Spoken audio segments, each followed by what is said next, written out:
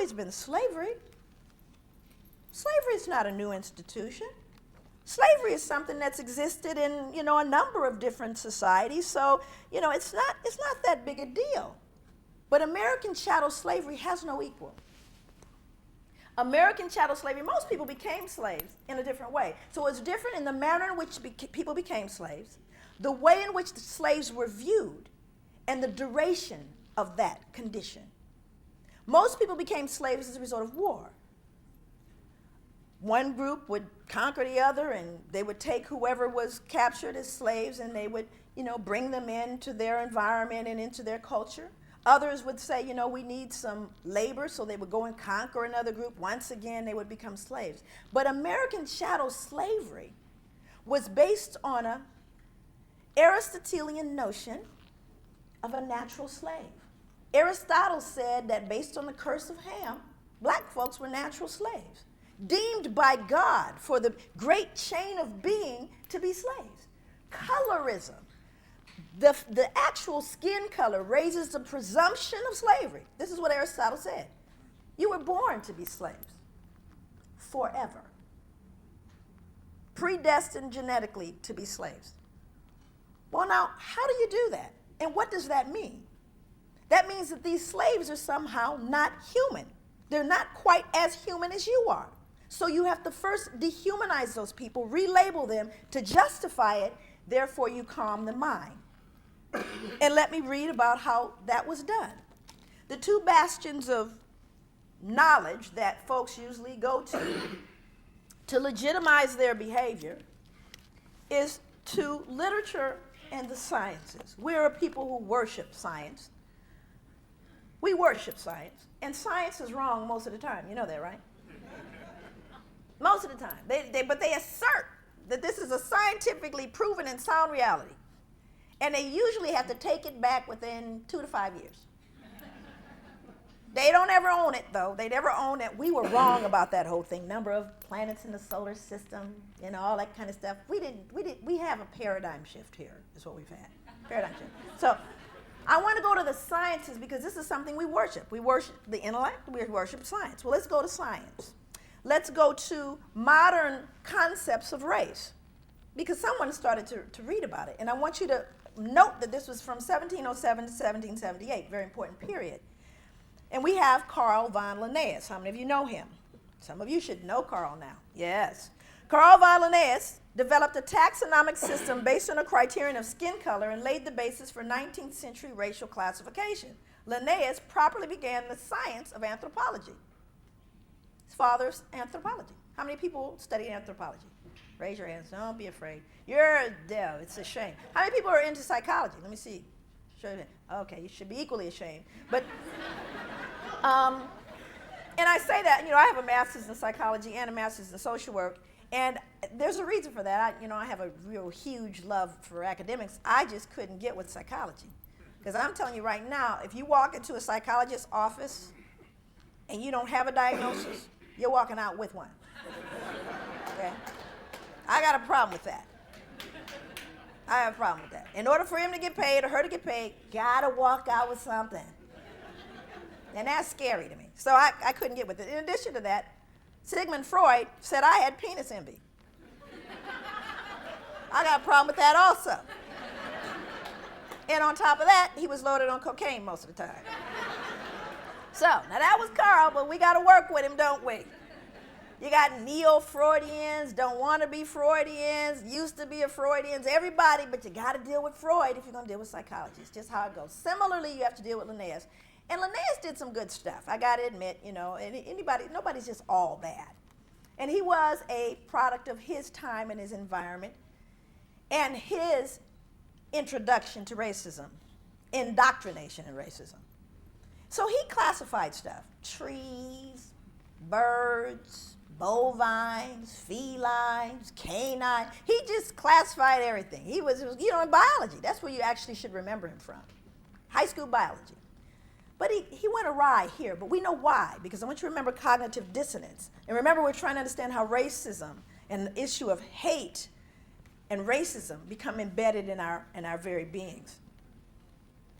Carl von Linnaeus, who developed a taxonomic system based on a criterion of skin color laid the basis for 19th century racial classification. He properly began the science of anthropology. Although color classification of races dated back to the ancient Egyptians, anthropologists referred to Linnaeus' taxonomy in his Systema Naturae of 1735 as the first modern study of man.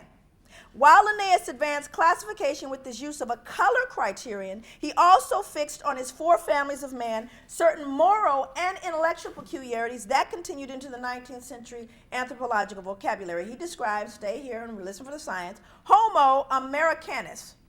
There are some of you out there. Homo americanus as reddish, choleric, obstinate, contented, and regulated by customs. That would be Native Americans, First Nations people. That's who you are.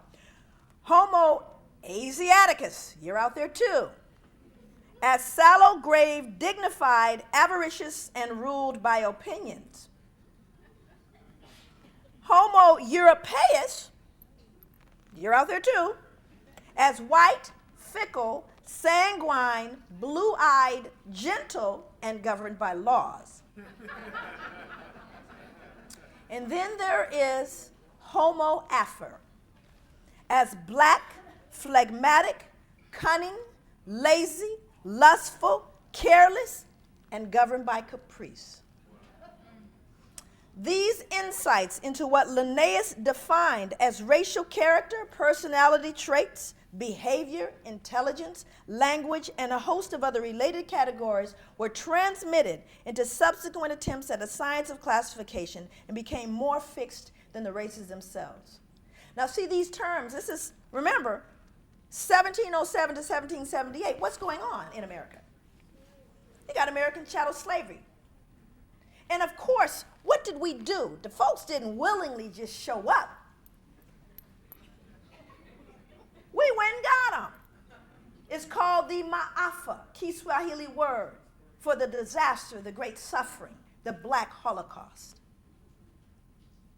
And they call it that because we don't want to get up close and personal. That wasn't a cruise we were on. Let's be clear. If you see the slave ships and the diagrams, I have those in my book, you will see that we were sardined together with sometimes less than 18 inches between us. So how many made it? The belief is just as many died as made it. The lowest figure on record that died during the middle passage of slavery, lowest figure, and I know it's low because someone white came up with it, was 9 million. That's the lowest figure on record. 9 million. Anybody ever tie a ribbon off for them? Where is the day of acknowledgement? Where is the testimonials on whose shoulders I stand? Where is it? How could it be we could ignore and erase 9 million at the lowest? But why did so many die? Why? Because you were 18 inches apart for weeks and months in the bowels of a ship where you slept, where you wept, where you ate, where you defecated, where you urinated, where you vomited, where you menstruated, where you gave birth and died. 18 inches of space. But we don't remember them. But how could people who deem themselves civilized do such a thing? Well, didn't science tell you what they were? Didn't Linnaeus explain that they were lazy and lustful and cunning? Don't they deserve then what we've done to them? A better picture, more recent. This is 2005. But we have to tell our children we love them. We have to tell everyone that we love them. And love is the essence of all things. It is what binds us together. And so we have to look past those superficial things. And at the same time, we have to acknowledge where those superficial things like hair and texture and skin color have become a barrier to us all. The greatest strength this country has in this audience is our diversity standing and saying, we're mad as hell and we're not taking this anymore. That's where the healing begins, when we insist upon the truth in the Ivy League, when we insist upon the truth at work, when we begin to acknowledge the privilege and say, no, you don't get to do that here. When social justice combines what I believe is a spiritual birthright of individual integrity and worth and greatness, then we can begin to scratch the surface of healing, but not before. We've got to tell the truth, and we got to do the hard stuff. We got to stay together in a room when it gets uncomfortable. And we've got to own it when we're not right. We've got to call it when we see it, even on the golf course. We got to call it, and that means all of us. So I want to say that I wouldn't have written the book, I wouldn't have embarked upon the work if I didn't believe it were possible. I believe not only that it is possible, that is inevitable. I want to end with a passage from Thomas Jefferson. It's actually the epilogue of my book. Thomas Jefferson, one of America's most celebrated heroes, in a glaring and charged pronouncement acknowledged his guilt and fear with regard to the legacy of slavery. He bemoaned the plight of both races, the crippling of one people for the greed of commerce, and in so doing abetting the lasting corruption of the other. This penned soliloquy stands as one of the greatest testimonies to the conscious and willful understanding by one of America's founding leaders of the consequences of slavery, that bequeathed generations of physical and psychological suffering to America's future black citizenry, while it doomed America's white progeny to becoming the custodians of an invasive and pernicious racism. Quote, "There must doubtless be an unhappy influence on the manners of our people produced by the existence of slavery among us. The whole commerce between master and slave is a perpetual exercise of the most boisterous passions, the most unremitting despotism on the one part, and degrading submissions on the other. Our children see this and learn to imitate it, for man is an imitative animal. This is the quality and germ of all education in him. From his cradle to his grave, he is learning to do what he sees others do. If a parent could find no motive, either in his philanthropy or his self-love, for restraining the intemperance of passion towards his slave, it should always be a sufficient one that his child is present. But generally, it is not sufficient.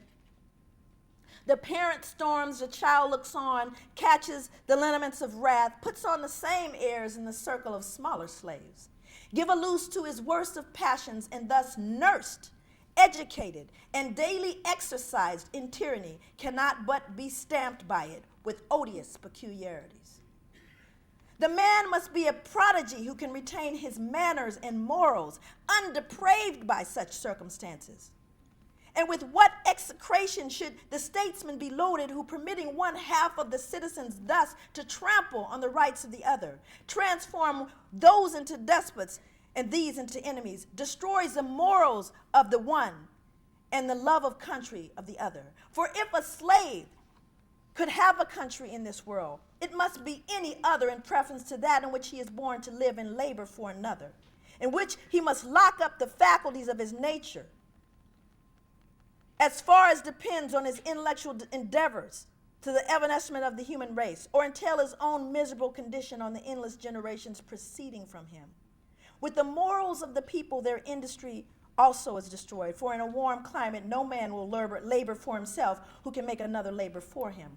This is so true that of the proprietors of slaves, a very small portion indeed are ever seen to labor.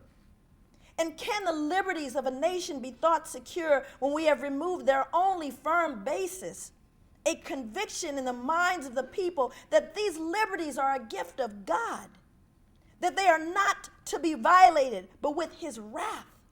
Indeed, I tremble for my country when I reflect that God is just and that his justice cannot sleep forever. The Almighty has no attribute which can take a side with us in such a in this contest. But it is impossible to be temperate and to pursue this subject through the various considerations of policy, of morals, of history, natural and civil.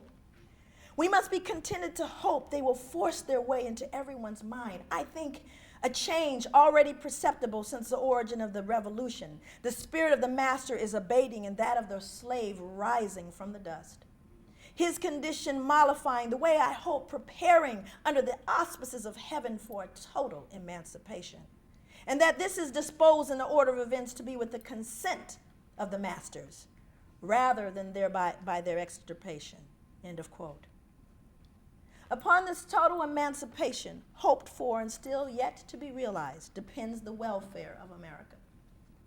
What chance can there be for our nation's lasting peace when the members of our own household are at war? A war fueled by ignorance and powered by hatred and greed. How can a people be said to be free when so many are still held captive by poverty, fear, and grief? Like Jefferson, I also tremble, but not with fear. I tremble for eager anticipation of change and with a profound certainty of victory. The trembling is my heart's voice thundering the call from the door of no return to the charred ruins of Tulsa and the bloodstained churches of Birmingham. A call that can only have one answer: justice. Let the healing begin. Thank you so much.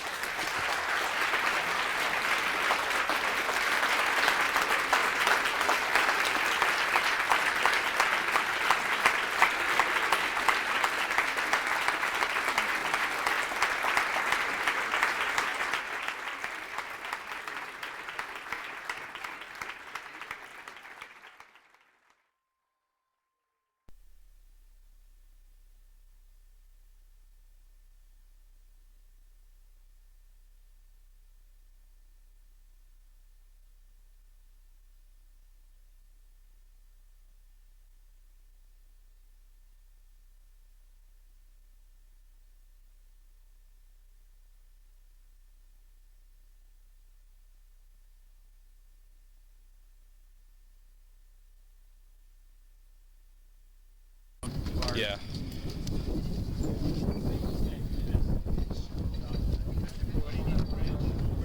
Okay, just a second. I'm rolling some TNT.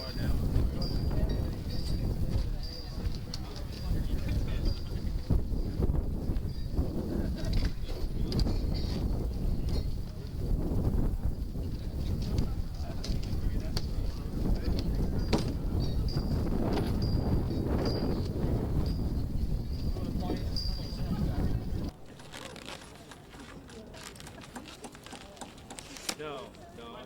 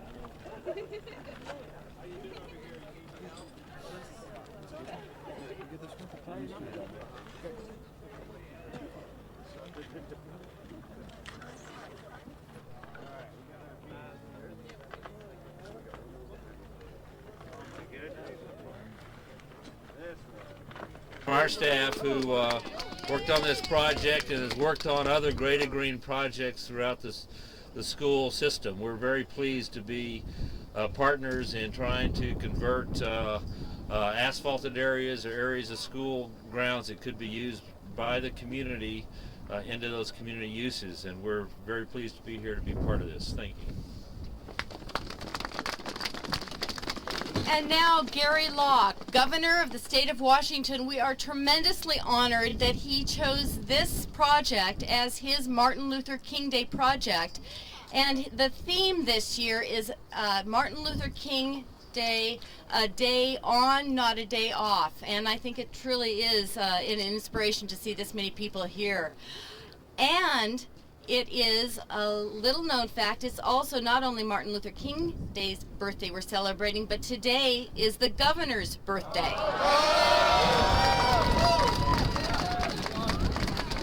Well, thank you very much, Karen. It's really great to see all of you here. And no.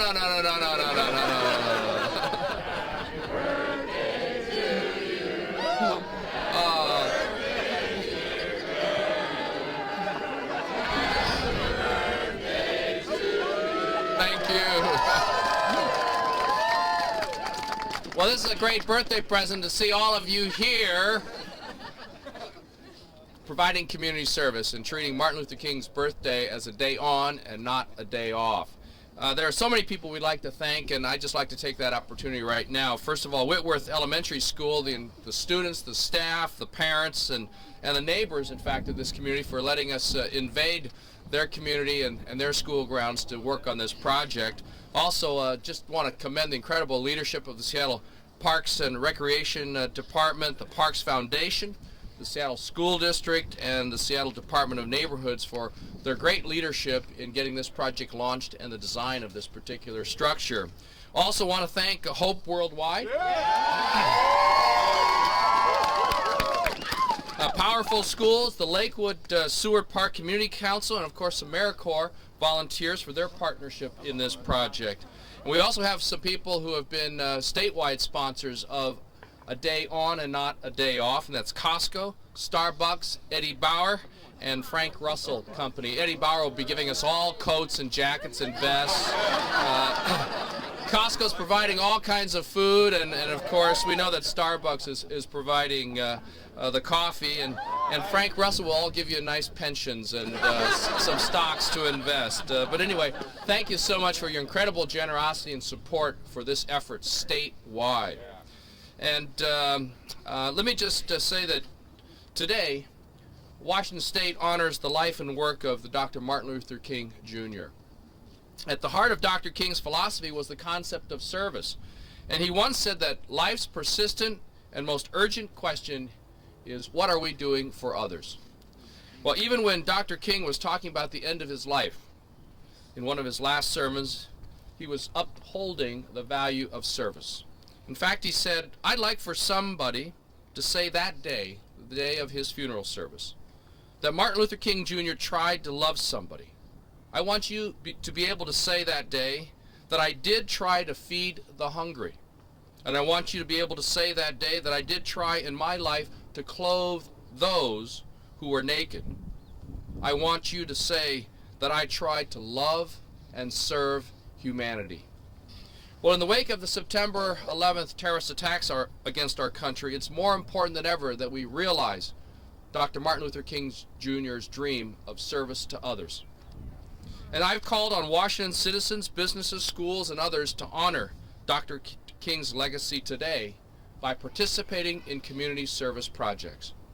And so I'm so pleased that not only you, but people all across the state are responding to that call, who are participating in community service projects all across our state. You know, it's easy to talk about change, but it's quite another thing to take action for others. And you're putting those good intentions into action, and that's what we call service. In concluding, let me just say that Dr. King said that everybody can be great because everybody can serve others. By volunteering to better our community today, we're keeping Dr. King's dream of service and hope alive. You all are great.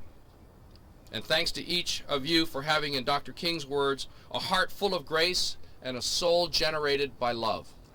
Thank you for serving others and making this day a day on and not a day off. Thank you. Thank you. Next is Steve Brown, Seattle School District Board Member. Thank you. On behalf of the Seattle schools, I want to thank Governor Locke. I want to thank especially the staff, administrators, and students of Whitworth Elementary. I want to thank all the community members who are here today for their service on Martin Luther King's birthday. We really appreciate you being here, and I think one of the great things about having this event here is it's sort of emblematic of the fact that every day in our Seattle schools is a day where we can work on our dream of working together. And I also want to re-invite everybody who's here today to come back tomorrow, the next day, next week, next year, because it is only with all of us working together, like you are out in the cold 40-degree windy day here, but on every day inside our classrooms, in our playgrounds, and out in the community, that we can make sure that every kid in the city of Seattle lives their dream and becomes wonderful adults. So thank you for coming. We really enjoy your work, and I look forward to working with you in just a few minutes. Shelley Dawson from Whitworth School, PTSA, is representative of the energy, the tireless work putting this together. Shelley Dawson, PTSA President. Thank you and welcome. When they said I had a dream, and my dream was to be able to have a new playground here, it was fulfilled. It was like my field of dreams. They said, if you build it, we'll come. You came. I thank you. The children of Whitworth thank you. The community thanks you. This playground equipment is not only going to be used by those of Whitworth, but those in the community.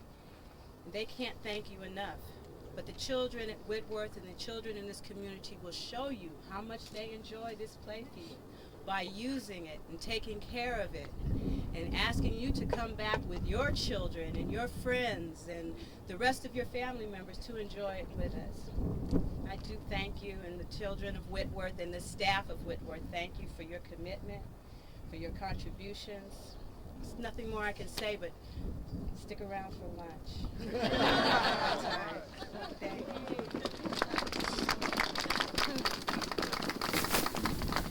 Kira Wilden is the is the Student Council Vice President, and she's going to speak on behalf of the children at the school.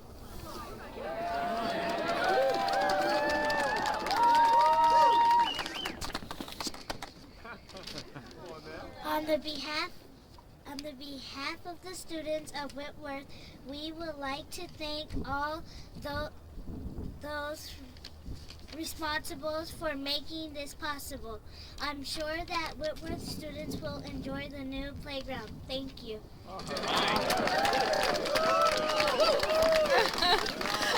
And then representing Hope Worldwide is Max Strong. Maybe he needs no introduction. A wonderful individual, quite an inspiration to all of us, and in addition, a Seahawk fullback.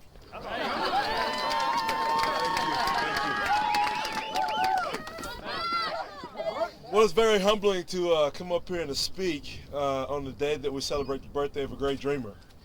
And as I look out in the crowd and I see the faces of those that are volunteering to make people like Kira and all of her classmates' dream come true, It just makes me very proud to be a part of that.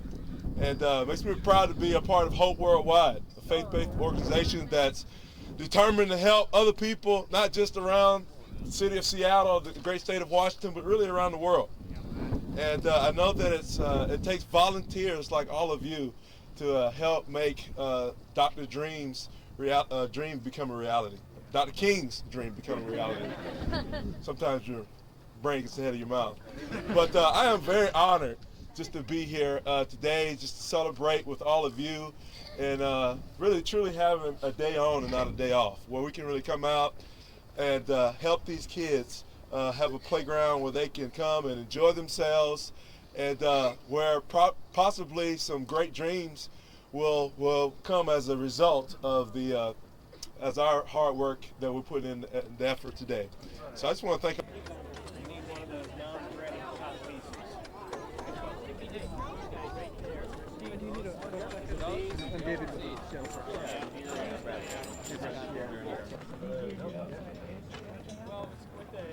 The hard thing you're going to find is that these ends are like that.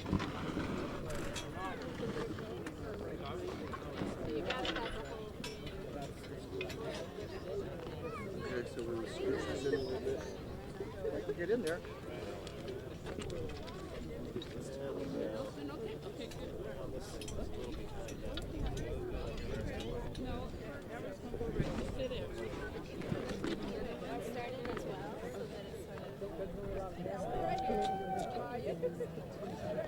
That will make it easier. So everybody can hold it up. Okay, let me get this started. Let's push that in.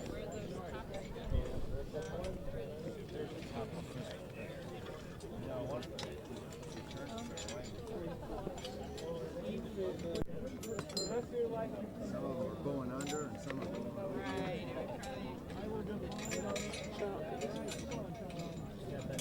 We don't have to tighten them too much. Yeah. We can Keep it loose actually. Okay, let's.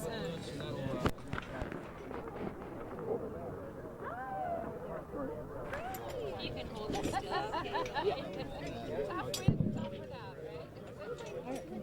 Let's rock this over.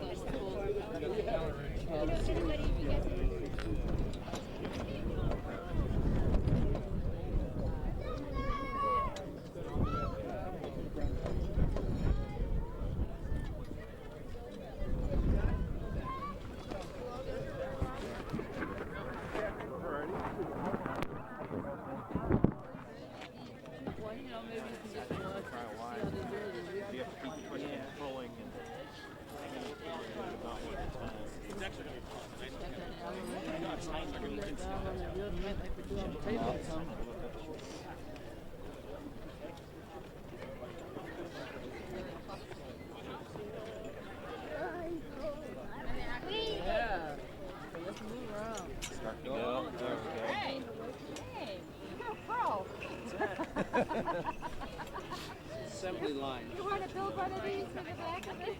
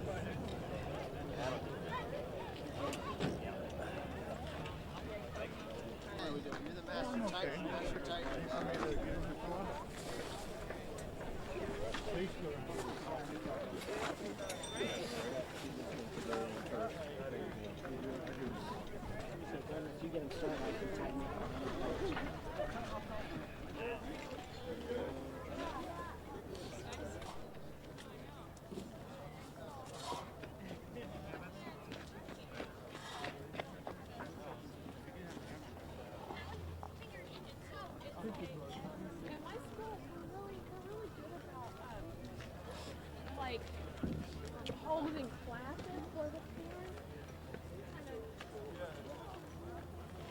It's going to be bolted on. And then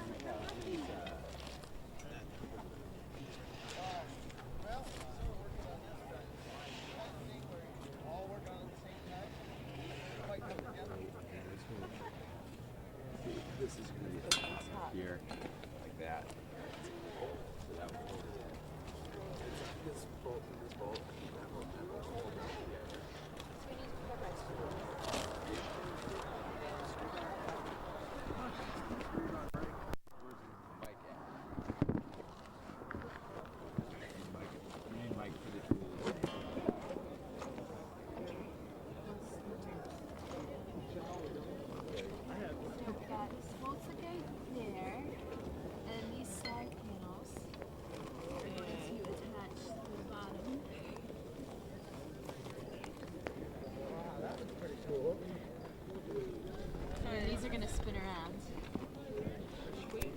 Eventually.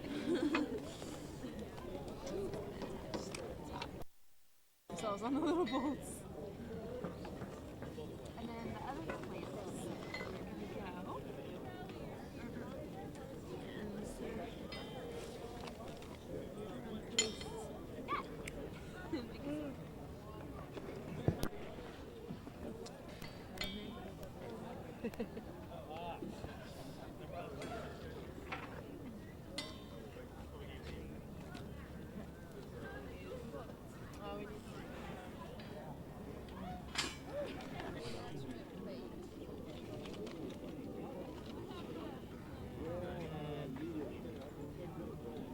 Okay, check 32875.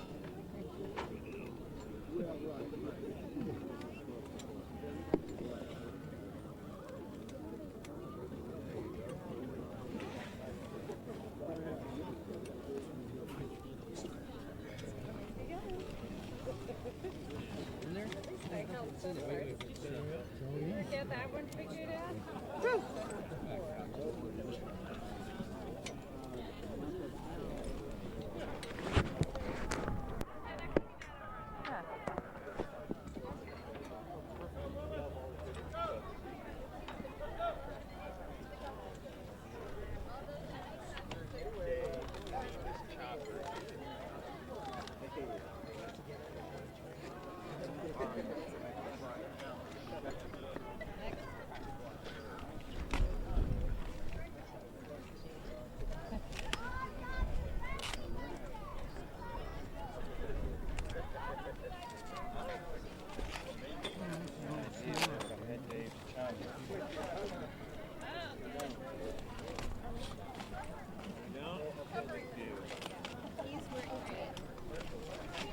Yeah, there's the governor. Good. That's good. All right. Go through and tighten it? Yeah. Use this, you have more torque. Yeah. Take a look at the thing here. All right. Hey, it looks great. Progress. All right. Come on, baby. All right. All right, we've tightened it. That plate.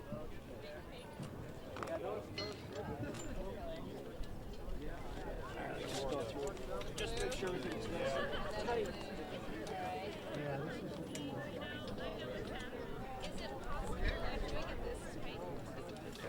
Not that.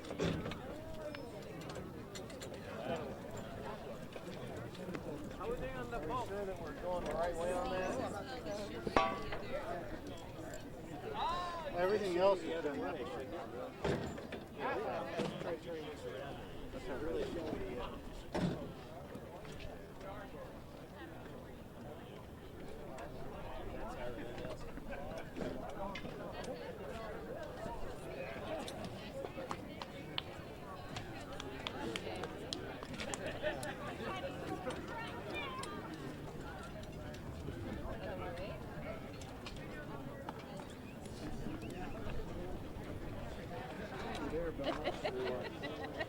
Stuff. Yeah, here's this one. Hey, we're standing around.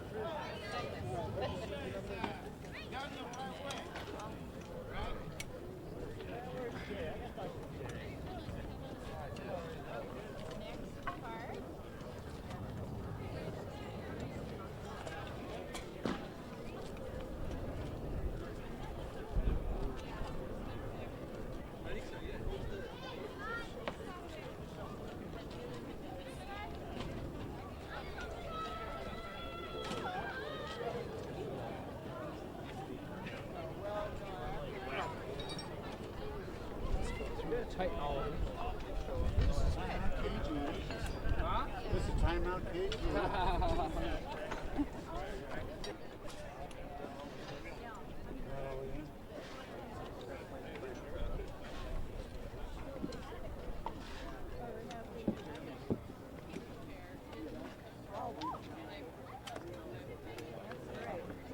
Okay, so are there enough tools here? There's, you could probably use another elevator. Another element. Yeah. Attach what to what now? Say that again. There you go. No, it's this to that. It's this to that and that to this. There you go. All right, there we go. Let's see. Yeah? You want the opposite end. The mirror image this one. Oh, I see. It goes As far as No, we want to know what we're thinking. Wait, you guys start that. I gotta finish tightening. yeah, does this? It looks like it's not even moving. Like this need to be held.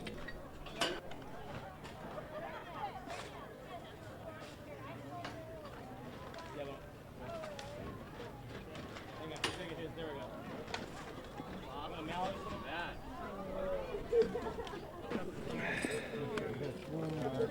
Oh, yeah, but there's so many people. Alright, let's see. Unless they wear out. And then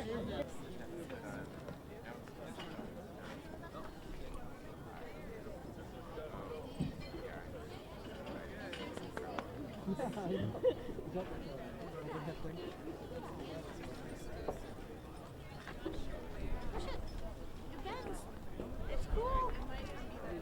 I look down the street. I'm gonna come here. Is that a monkey bird over here? Yes.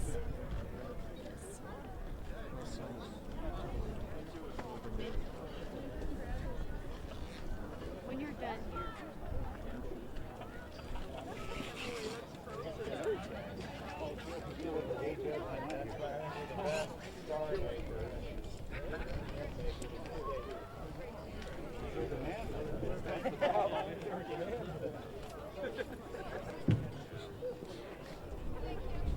Alright.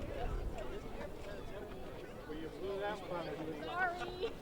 It was a surprise.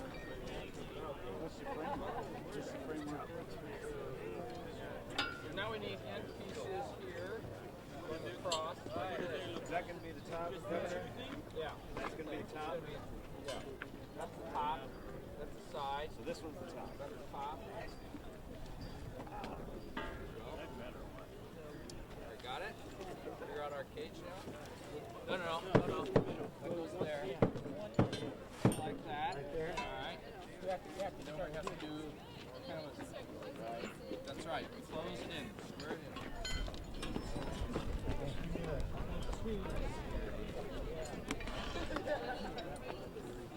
That one, that'll be a 3 right there. These are all one, too. Okay. How about those two? So we don't need them. We don't need them. We just need them. There you go. We do have to put a bottom around that. How about the bottom thing of the stars? Yeah.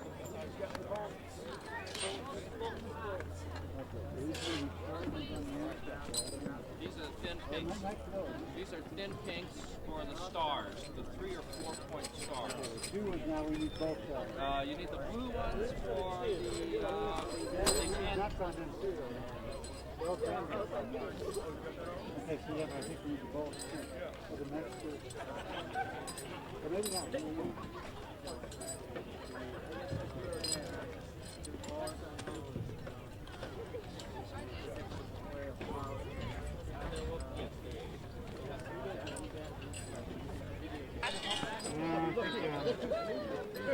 Is it right? Stubby blue? Okay. Sorry.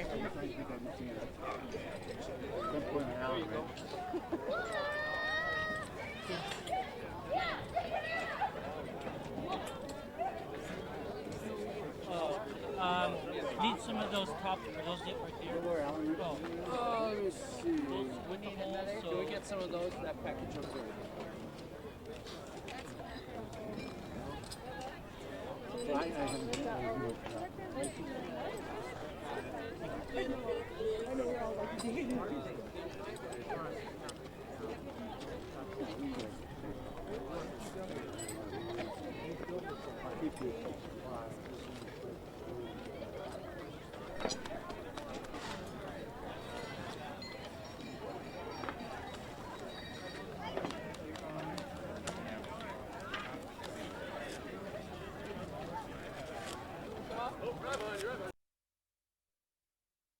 He's in my office, but okay. But how do we know when to start?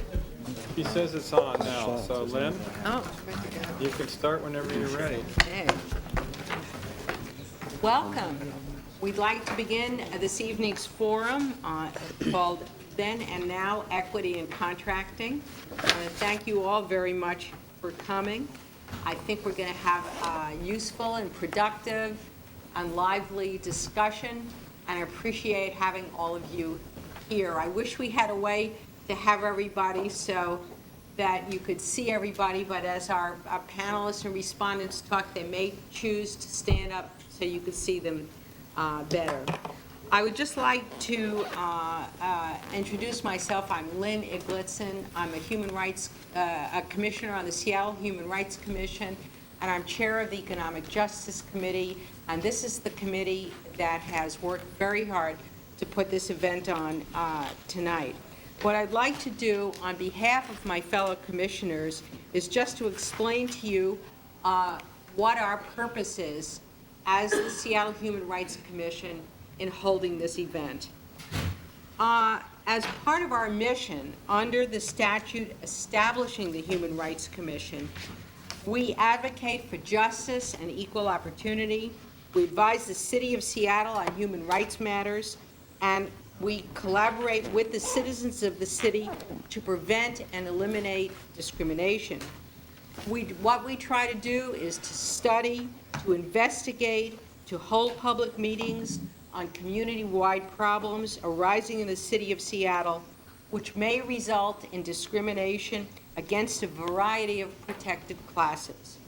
Accordingly, the Human Rights Commission is continuing its effort, which we began a year ago, to learn about the impact of I-200 on opportunities for women and minority businesses. You may be interested to know that doing this is part of our mandate. When the city reorganized its contracting, the City Council, approximately 1996, passed a resolution requesting that the Human Rights Commission monitor and review the city's practices and programs in the areas of women and minority small businesses. And that's what we're really doing tonight. We recognize that there are a lot of other human rights issues that concern you and concern us, but I want to just ask you tonight to focus, as we are focusing, on this particular topic, which is equity in contracting.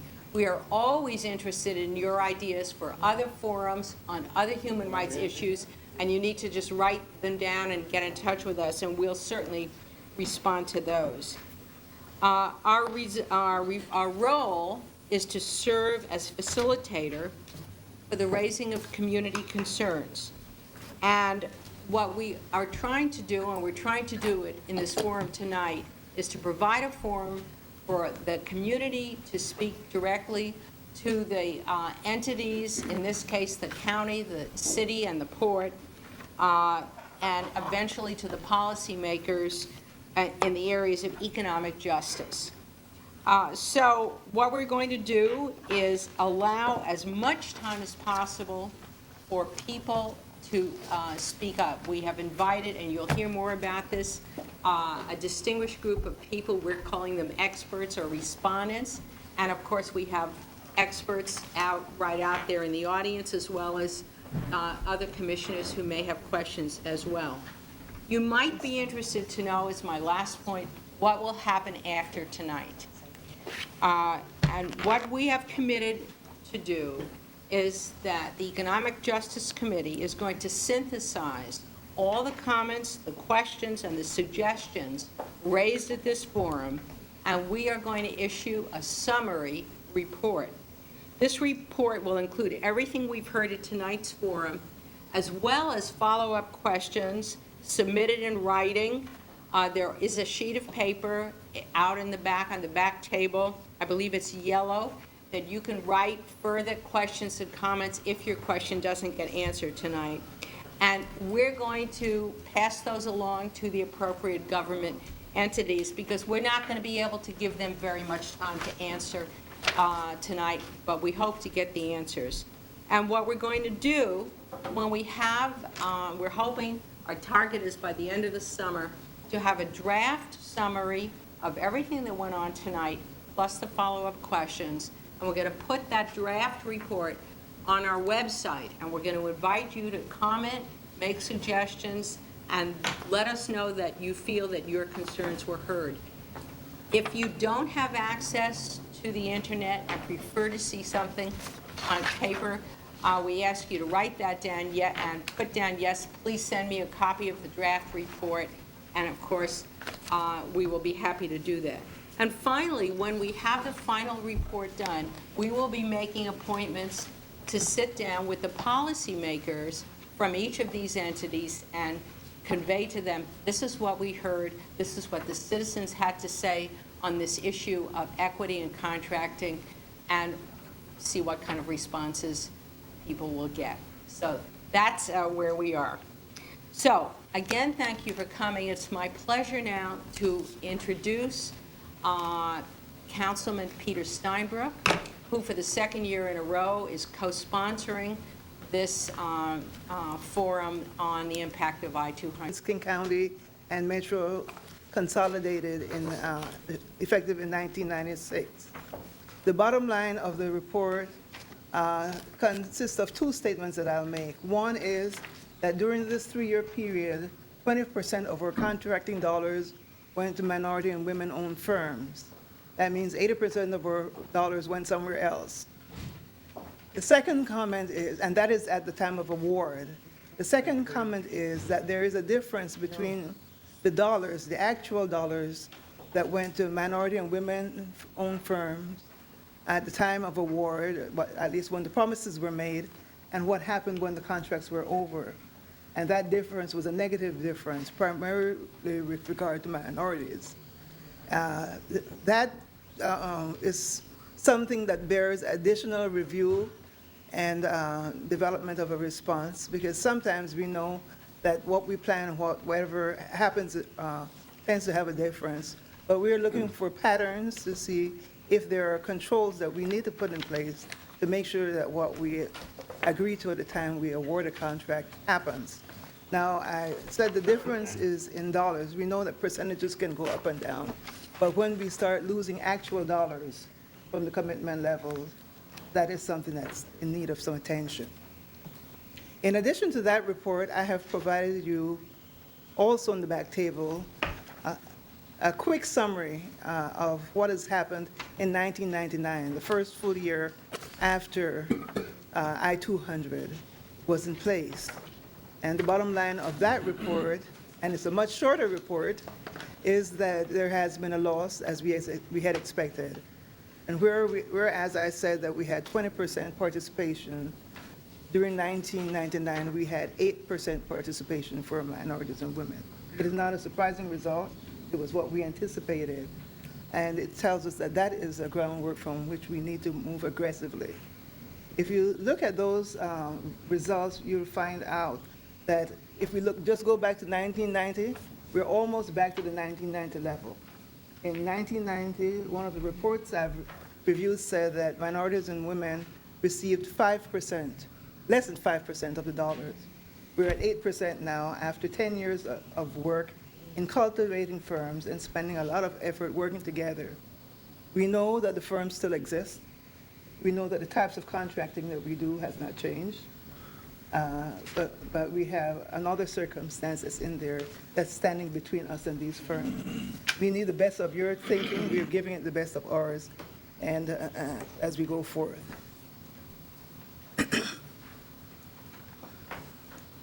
Our focus in the past 2 to 3 years, and especially since I-200 has been in place, has been on outreach, lots of outreach. We want to make sure that firms know what's happening in King County. We have enhanced the Focus magazine that most of you are accustomed to. It's a copy of that's back there if you're not familiar with it. We have stories about firms and the like, but we put forth what the county budget says about contracts that are coming up. We know that the only real policy document in government is the budget. So whatever the budget says about opportunities, that is what we want to be sure that the firms are aware of, so they can plan a year in advance and look for ways to engage with our staff in King County and engage with contractors or the main contractors who are the people who do the bigger contracts in King County. If this is useful for the firms, we are anxious to do this and more. Please share with us ways in which we can enhance that piece of information. In addition, King County has increased the number of events we host in which we provide workshops, information, and networking opportunities for smaller firms to meet with each other and also to meet with larger firms who are interested in working with King County.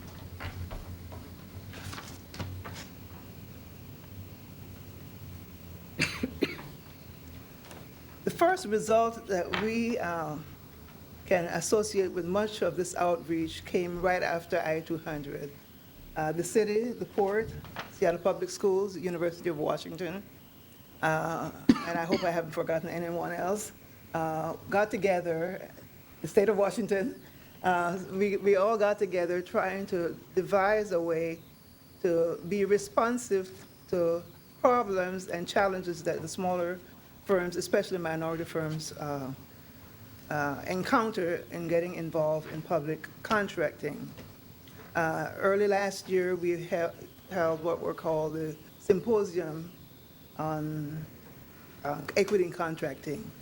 Many of you were in attendance and gave us the very best of your thinking. We appreciate that, and we look forward to working with you in the future. Peter Steinbrook, Councilmember Steinbrook, mentioned Boost. Boost is one of the main outcomes of that effort. In addition, we have been examining our contracting practices. Some of us are better and more varied than others. And so we're trying to make sure that in addition to being aggressive, that we are more consistent across jurisdictions so that contractors don't have to worry that one line in the county requirement is different from another line in the city's requirement. So we're seeking consensus. One element of that effort that King County has been leading is the business development effort.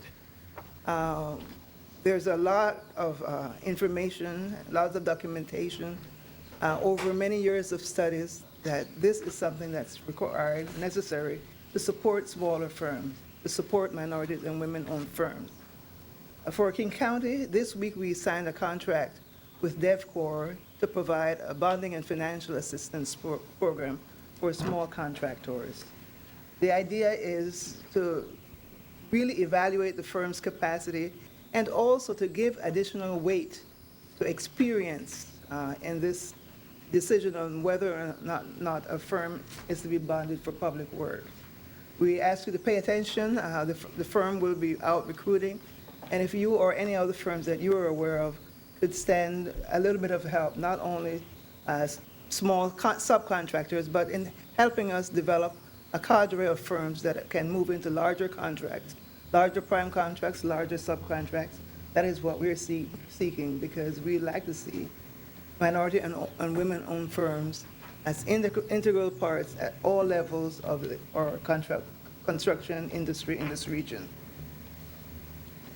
I'd like to add one more and then I'll be quiet. It is that we also have in our community a contractor resource center. The contract that has been in place has been a joint contract with the city, the county, and the port, with the county managing the contract. We are at the end of that contract, but we're seeking ways to ensure that we preserve within our community a contractor resource and assistance center.